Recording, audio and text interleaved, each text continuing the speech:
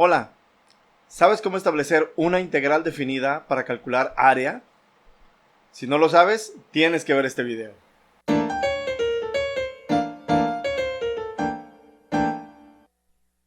Para explicarte cómo se establece la integral definida que representa el valor exacto del área de una región del plano, voy a utilizar el decálogo de nuevo.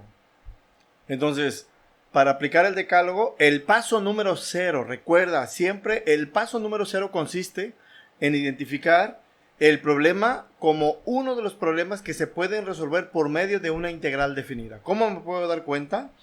Bueno, pues porque yo no tengo una fórmula que me diga el área delimitado por la gráfica de una función, por el eje X y dos rectas verticales. Yo no tengo la fórmula. Lo que sí puedo hacer es dividir al todo apropiadamente, de manera que en cada partecita pueda calcular el área. Y después, sumando las áreas de todas las partecitas, pues obtendría el área del todo. Entonces, este problema efectivamente se puede resolver aplicando una integral definida, y ese es el paso 0. Identificar que el problema lo puede resolver usando una integral definida. El siguiente paso, paso número 1, ¿cuál es el todo? O sea, ¿a qué región le quiero yo calcular el área? Y aquí la voy a señalar. Esa región ahí subrayada o sombreada, si lo quieres mencionar así, esa región es el todo para mí. A esa parte del plano yo le quiero calcular el área y no hay una fórmula. Paso número 2, ¿qué le quiero calcular? Ya lo dije, quiero calcularle el área. Así que le voy a dar un nombre matemático. Voy a utilizar la literal A para representar el valor exacto del área de esa región. O sea, A es el número que yo quiero calcular. Siguiente paso, paso número 3. ¿Cómo debo dividir al todo para que en cada parte yo pueda calcular el área? Y yo ya sé que si divido a lo largo del eje X, el intervalo AB, en una cantidad infinitamente grande de partes, yo voy a ser capaz de calcular el área en cada partecita. Y aquí estoy mostrando un subintervalo que empieza en X y termina en el punto X más dx. Se supone que ese subintervalo es infinitamente pequeño. Obviamente yo lo pongo finito para que sea clara la explicación, o al menos más clara, ¿no? De lo que podría ser si le ponemos los dos puntos juntos, X y X más dx. Se supone que esos dos puntos están infinitamente cerca. A ese subintervalo le corresponde una pequeña parte de la región. Entonces, la voy a mostrar aquí. Esa pequeña parte es infinitamente delgada. La altura de esa franja vertical, la altura a la izquierda, en este punto X, sería evaluar la función en X. Y la altura en el otro lado sería evaluar la función en el punto X más de X. Ahora, lo que yo quiero calcular es área. Entonces, voy a calcular el área de esa parte. Pero antes de calcular el área, el siguiente paso consiste en darle un nombre matemático al área de esa partecita. Y pues, como yo sé que esa franja es infinitamente delgada, el área va a ser infinitamente pequeña. Le voy a llamar dA. Entonces, dA representa el valor exacto del área de esa figura que está ahí, ese cuadrilátero.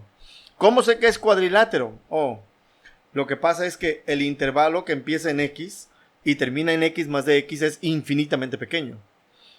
Por el postulado de Leibniz, yo sé que la parte de la curva que le corresponde a este subintervalo infinitamente pequeño, esta parte de la curva, como es infinitamente pequeña, se comporta como si fuera un segmento de recta.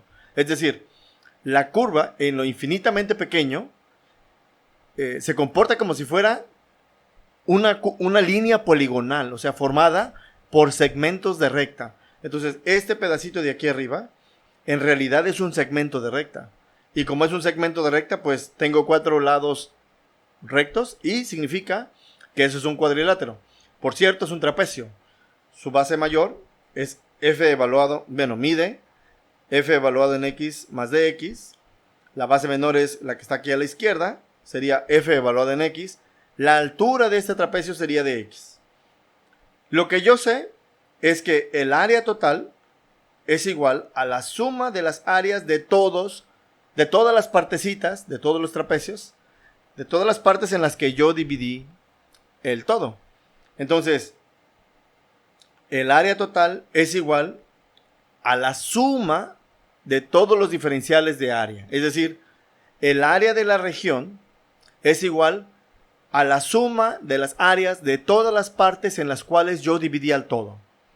Y el siguiente paso, pues sería expresar el área total, A, representa el área total, como la suma. Recuerden que este símbolo de integración es una S alargada porque representa la suma de las áreas de todas las partecitas. Recuerden que DA representa el área de la parte genérica, o sea, el elemento genérico es este trapecio de color azul claro que está aquí en la figura.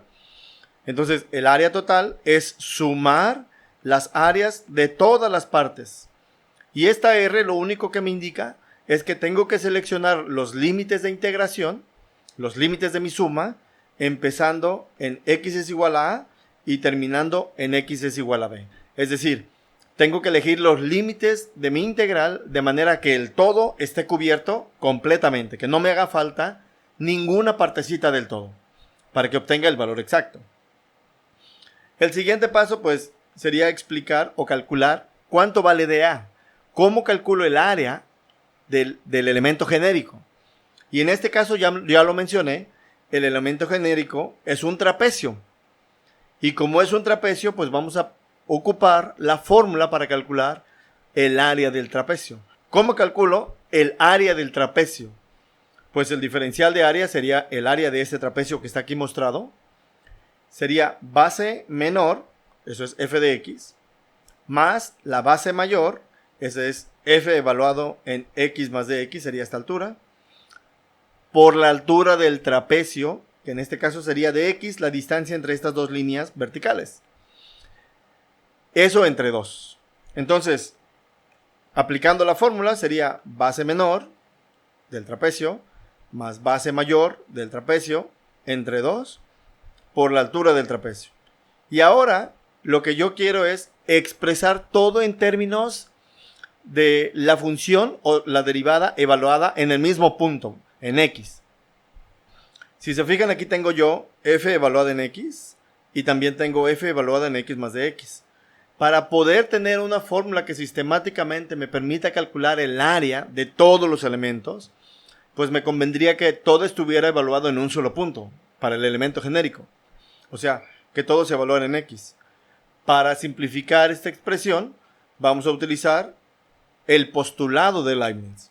¿Qué dice el postulado de Leibniz? Algebraicamente lo que dice es f evaluado en x más dx es igual a f evaluado en x más f' por dx. Entonces, aplicando esa idea, vamos a simplificar esta expresión.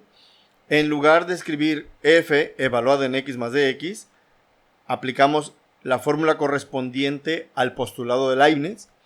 En lugar de escribir f de x más dx, escribimos su equivalente, que es f de x más f' por dx. Y ahora simplificamos. Si yo simplifico estos dos términos semejantes, tengo 2 veces f de x. Y este cuate no tiene con quién simplificarse, así que pasa igual. Dividiendo 2 entre 2, pues lo que me queda es nada más f de x. Y acá al lado solamente me queda 1 medio de f' por dx. Aplicando ley distributiva, multiplico cada uno de los términos que está dentro del corchete por dx. El primer término sería f de x por dx, que es este término. Y el segundo sería 1 medio de f' por dx, y eso es dx cuadrado. Entonces, por las propiedades algebraicas de los infinitesimales, cuando yo tengo un diferencial de primer orden y un diferencial de segundo orden, este segundo término es infinitamente pequeño comparado con el primero. Significa que puedo omitirlo sin cometer error alguno. Y lo que obtengo es el diferencial de área ya simplificado. El diferencial de área es f de x por dx. Mi último paso sería sustituir en lugar de dA, aquí en la integral, poner esta expresión al fin que yo ya sé que valen lo mismo.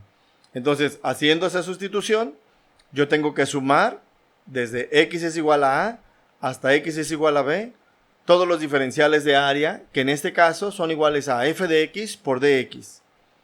Es muy fácil, ¿verdad? ¿Puedes explicárselo a alguien más?